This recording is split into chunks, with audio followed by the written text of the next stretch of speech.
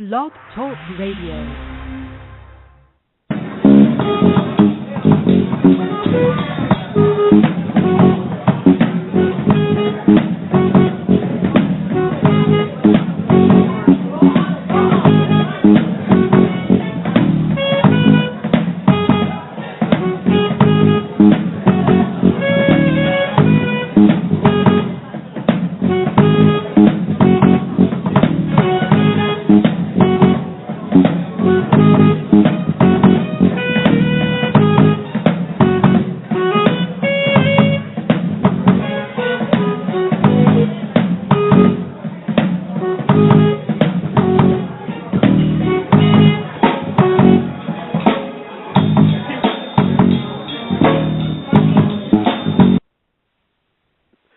Welcome to the Big Scoop with Coop. I'm your host, Coop, and today I have a special guest on the line today. He has appeared in multiple movies, television shows. He's also worked for BET, ABC, CBS, UPN, Logo, E! Entertainment, and so much more. Ladies and gentlemen, Doug Spearman. Welcome to the show. Thank you. Thank you for having me. How are you? Hey, I'm doing fine, doing great. Now, Mr. Spearman, before we even get into the success that you actually have had throughout the years. Yes, sir, Doug. No problem, Doug. Before we even get into the success that you have done throughout the years in acting, writing, and producing, let's start from the beginning. Now, Doug, who or what made you decide to pursue an acting career? Well, I've always loved movies. You know, ever since I was a little kid. I mean, I grew up with the electric babysitter, you know, we used to call it. And and I was fascinated by film and everything I saw on television, and I really wanted to do that. And then when I was about 6 years old, no, I was 7, I went to I changed schools, and we had a Christmas play. And I wanted to I got picked to be in it. I didn't get the part that I wanted. I wanted to be a toy soldier, and Carl Artis got that. But I actually got to be on stage. I don't even remember what it was. I guess I was in, like, the chorus or something. But there was something about being on stage under all those colored lights and the tinsel, and it felt right. It felt beautiful. And I was like, okay, whatever I have to do to get this, I'm going to do it. And so I've pretty much done since 1969, to tell you the truth. Okay. Well, I mean, that's a good thing, because at the same time, Doug, it seems like you had a passion for it in the beginning, and you ran for it. Yes, and I see that you did your thing, and even though, you know, you was going for the toy soldier, you didn't give up. You kept going. Now, and that's one thing I do commend you on. Yes. Now, Doug, also, anytime. Now, Doug, also, let's fast forward a little bit. Now, you got the part in the play and everything, and you kept pursuing towards your movie career, and you kept pursuing towards your acting career. Now, can you inform the audience some of the television shows and movies that you was actually part of? Excuse me, I'm getting over bronchitis. I understand. Let's see. Television, America's Most Wanted, The Drew Carey Show, Star Trek Voyager, Charmed, The Profiler, of course, Noah's Ark, The Hughleys, movies. Probably the biggest one would be, what would it be? Aside from Jumping the Broom, which would be very familiar to a gay audience, would be a movie called Cradle to the Grave with Jet Li and DMX.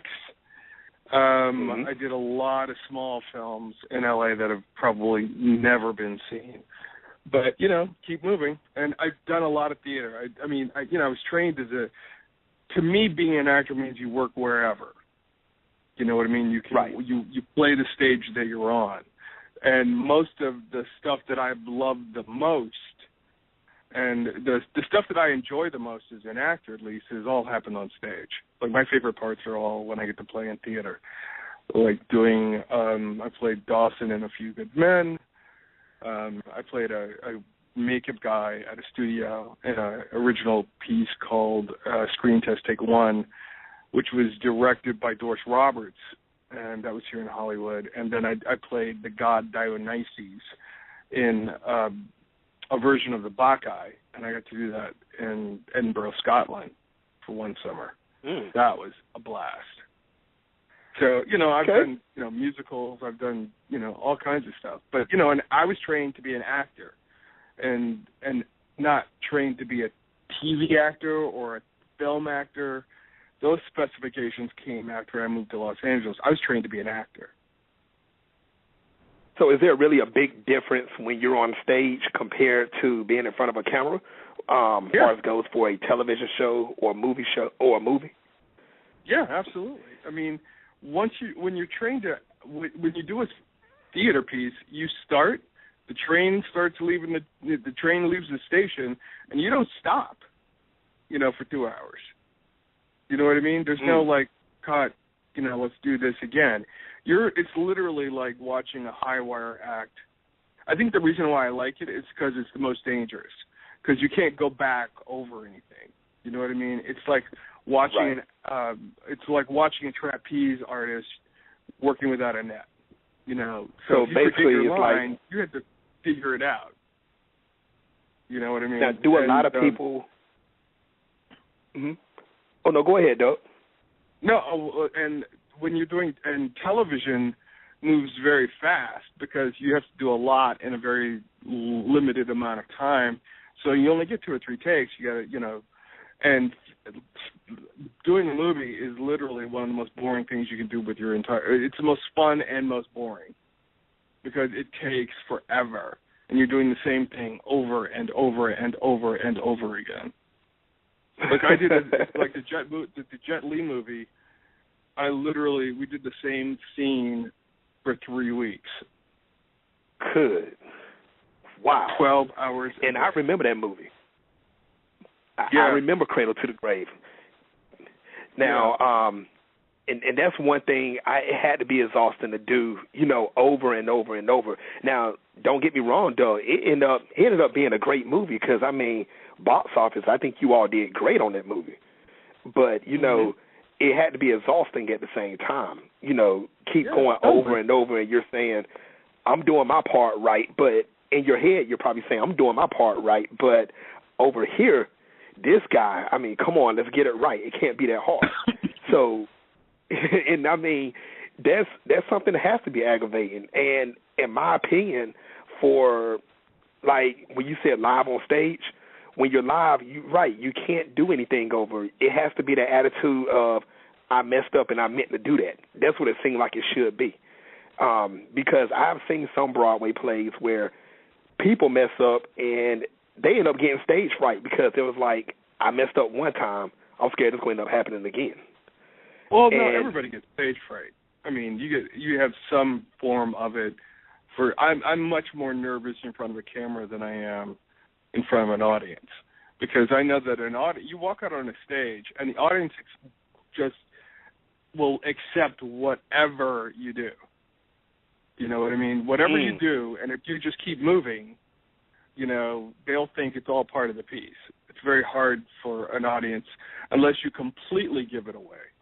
But when but when you're acting in front of a camera, you're acting literally for a director, a producer, a writer, with people who have expectations, or like you didn't hit your mark, or you're out of your light, or the cameraman wasn't it wasn't focused. So there are a lot more variables to go wrong, and a lot more there's just a lot more things that can go wrong in front of a camera. I'm far more nervous acting in film than I am on television. And even TV is really nerve-wracking because you really have to get it right. Yeah, especially if you do live television, and I've done that a couple times. And cool. But when you work on stage, they gave you notes. That you rehearsed. You feed off the energy of the audience, and you keep going. You know what I mean? And nobody's going to stop you in the middle of your performance and say, you didn't hit your mark, or you didn't pick up the prop. You got to go. We got to do this again. Okay. Well, that's very interesting right there, hearing the differences between a movie scenario and live television and being on stage.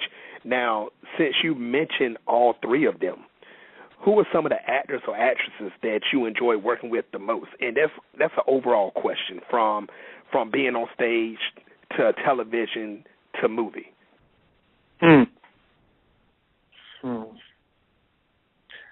Probably,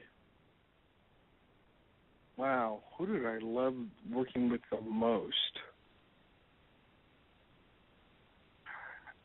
Well, I have to say Victoria Rao, who's on, most people know from Young and the Restless, and I had a bunch of scenes together during Noah's Ark, during the second season of Noah's Ark, and, it was like working with a pro tennis player.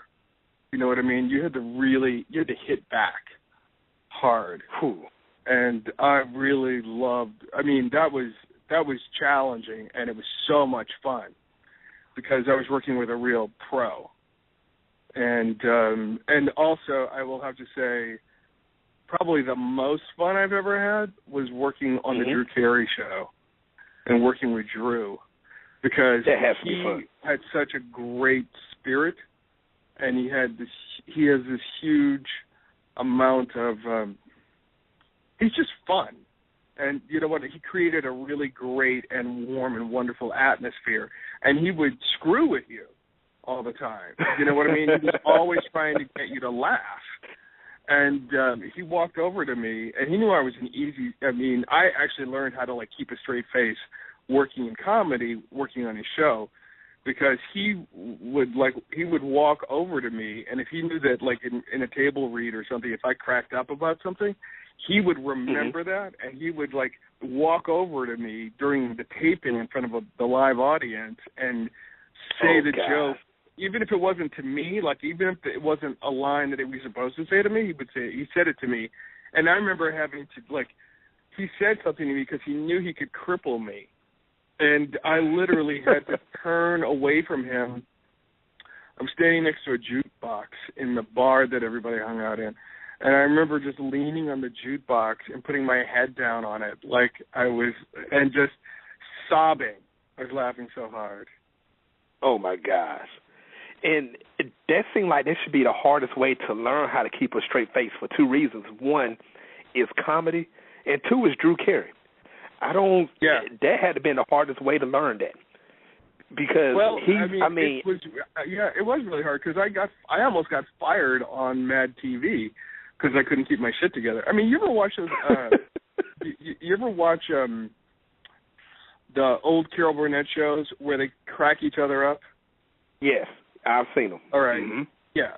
Well, I was on Mad TV a couple times, and I did a skit where the guy just went off. He just started ad-libbing, and it was live, and it was in front of a live audience, and I was losing it. And the director is talking to me over the microphone, over the loudspeaker, because he's not on stage, he's in a booth, and he's like, "Doug, come on, you got to keep it together. Doug, keep it together." And the more he chastised me, the more I wanted to my makeup was. I was laughing so hard, I was crying, and my makeup was running down my face, and I was costing them time.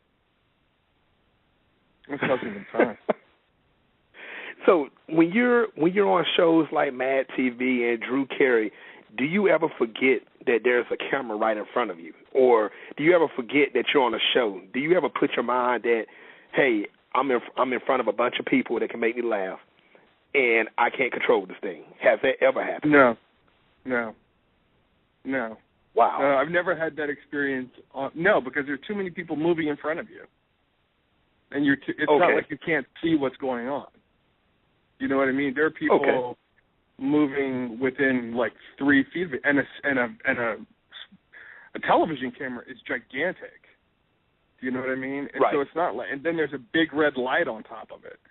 So it's not like you're not aware of where everything is. I think the closest I ever came to forgetting about that was was doing All My Children, and because they hid the cameras so well, because the sets were so complicated.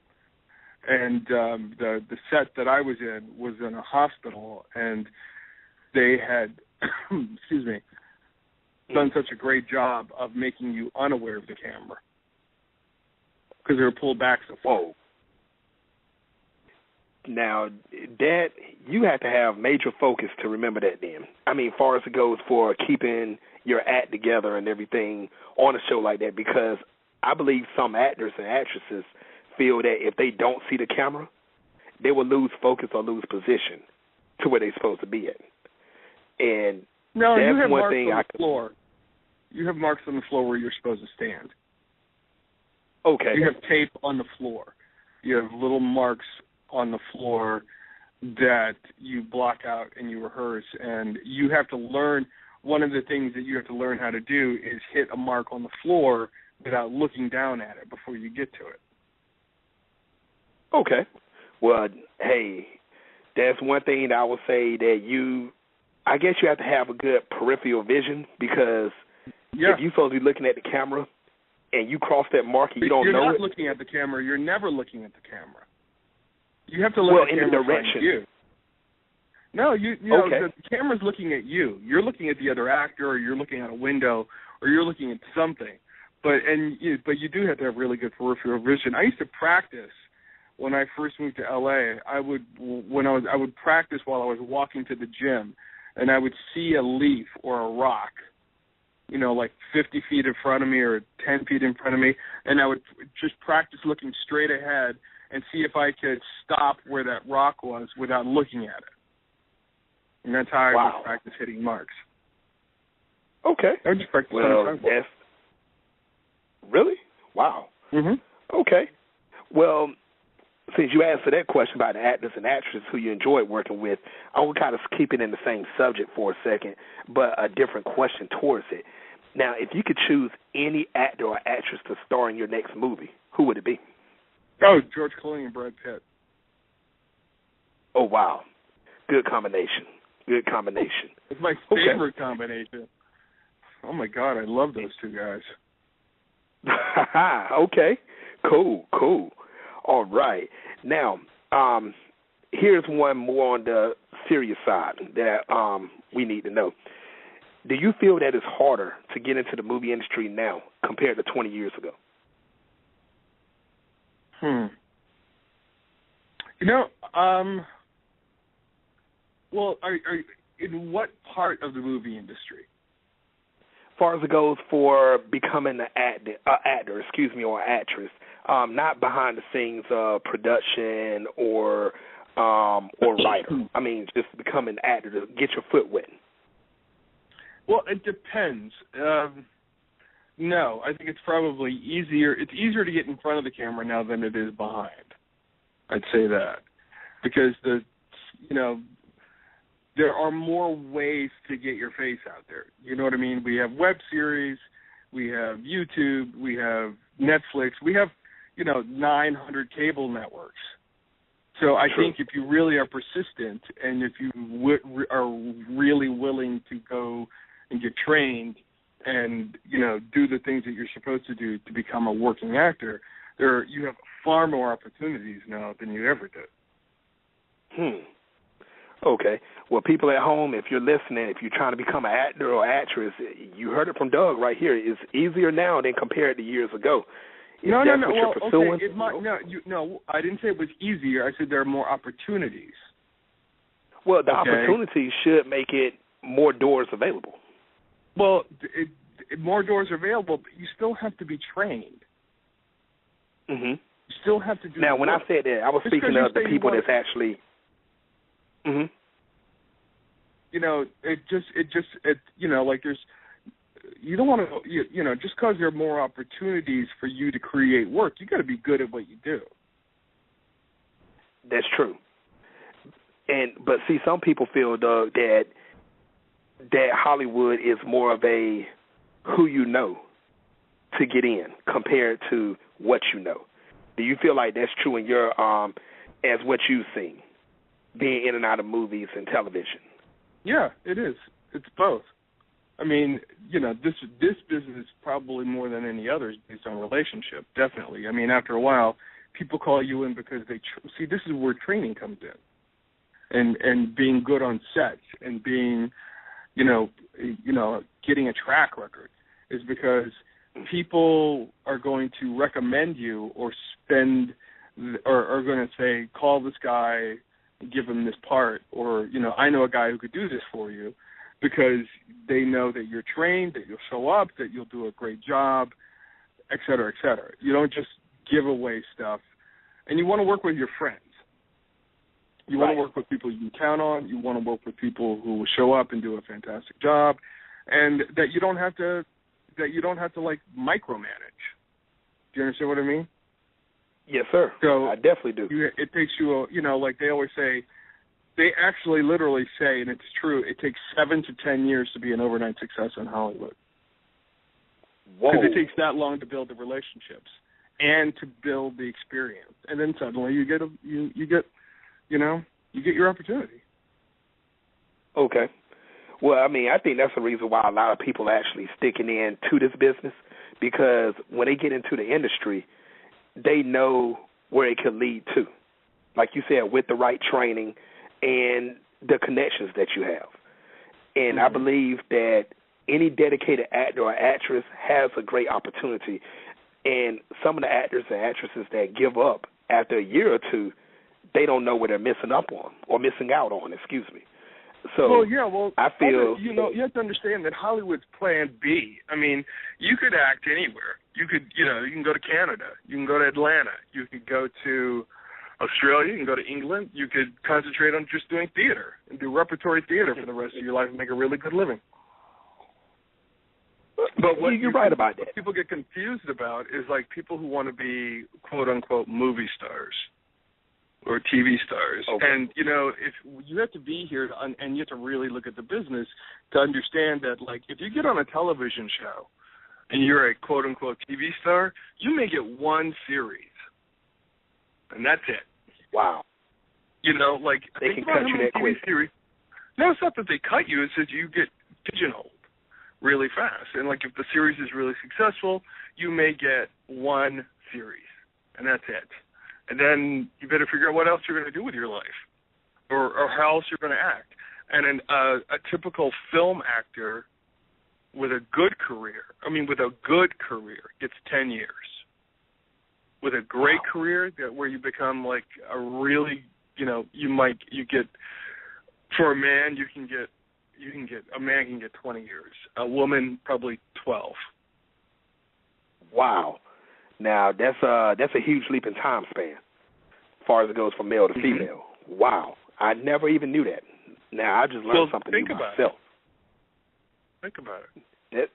And you're right. If you think about, TV series and movies, the repeated actors compared to the repeated actresses, and I'm speaking about over the years, I have recognized it now, thinking about it, the females disappear quicker than the males. Yeah. So I see that. Now, let me ask you this, Doug. How hard is it to balance an acting career or movie or television career and having family time at the same time? It's really tough. It's very tough. I mean, because it's like anything else. I mean, you work all day, you come home, and, the kids need attention, your partner needs attention, the dog has to be walked. And depending on whether you've got, help or not, whether you have an assistant or a housekeeper or something like that, trash has to get taken out, That's true. Somebody has to That's very true. the gas bill. You know what I mean? And when you're working in theater, it's really encompassing because you're in rehearsal a lot. And if you're working on I'm doing a movie in April as an actor as opposed to a director. And I'm going to I got a week in the Mojave Desert, and so that's a week with me not being home. Do you know what I mean? And so my partner's got to take care of the dog, and, whatever has to happen with my godsons, and then we have a house guest coming in the week after that, so, a lot of prep has to be done. So, yeah, it's like anything else. It's very hard, and having a relationship in this business is very hard too, because you have to understand, because there's a lot of time and attention put on one person, a lot of focus on one person, and Doug out. And you have to balance all of that. You know, like, you're not a movie star at home, you're not a TV star at home. Doug, you have a busy schedule, man. I'm not gonna lie to you. You have a busy schedule. What advice would you give any male or female that is interested to pursue an acting career? Get a good teacher. Read plays. Read as much as you possibly can. Read books. Learn a second or third language. Be the best trained mofo you can possibly be. See the world. Okay. You know, see as many plays and theaters and plays and operas and as many movies from the past as you possibly can. Literally. I mean, it's like going to college. You know, go to art it's really technically learning. Study painting. It's about absorbing. You know what I mean? Because you never know where the inspiration is going to come from. Learn from other artists, because you have to treat yourself like an artist. You know, and I mean, and all artists have teachers, masters. You don't just sit down and start painting or start carving. Everybody, all the great ones, studied with somebody. You study under somebody. All athletes have coaches. Do you know what I mean? Wow. And then, you know, like if you were a football player, even if you were a pro player, you still have a coach. You'd have a head coach. You'd have a division coach. You know, like if you were, you know, you'd have an offensive line. You'd have an offensive coach. And then every week you would sit down and you would study, you know, film from the other team. Right? Right. You'd watch games. That's true. You got to do the same thing as an actor. You have to do the same thing. You have to have an acting teacher. You have to have a voice teacher. And you have to watch other actors work. Okay. And you can really, and is that like a combination of doing it from your own home and going to a school? When I say studying other people, like, can you actually just pop in a movie and just watch it? And yeah, just that's what I do way? all the time. I always do that. I watch Anthony. I watch a lot of Anthony. I'll watch if I see something that's like, oh wow, that's really cool. I mean, my partner hates watching movies with me, because I will go back and forth over like 3 seconds of certain things, film over and over and over and over and over again. Because I'm like, oh no, wait, what was that? Yeah, because you're looking at something and you're learning and you're like, oh, that's pretty good. I'm going to write that down. I'm going to use that one day. Okay. Well, Doug, I want to say thank you, because our time is up. I want to say thank you very much for coming on the show. I hope you will return to the show again. Sure, absolutely. Yes, and thank you very much. And also, Doug, can you tell everybody where they officially just got their scoop? They got the scoop from Coop. Yes. Thank you very much. The Big Scoop with Coop right here. Thank you very much, everybody. Ladies and gentlemen, once again, Doug Spearman. You have a great day, Doug. You too now. Bye-bye. All right.